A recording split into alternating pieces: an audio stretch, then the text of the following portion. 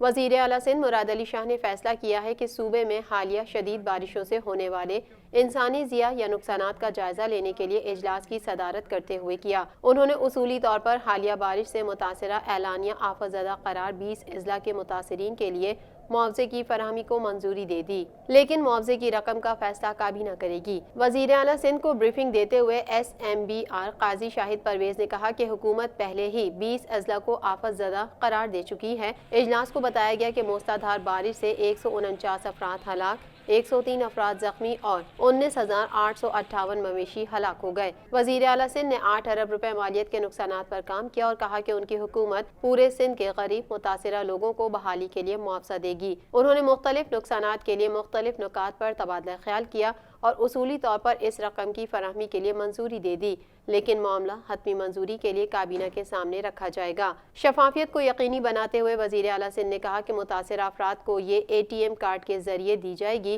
انہوں نے chief secretary ممتاز شاہ کو ہدایت کی کہ وہ سندھ بینک سے بات کریں اور کارڈز کے اجرا کے لیے جلد سے جلد تفصیلی لائحہ عمل طے کریں۔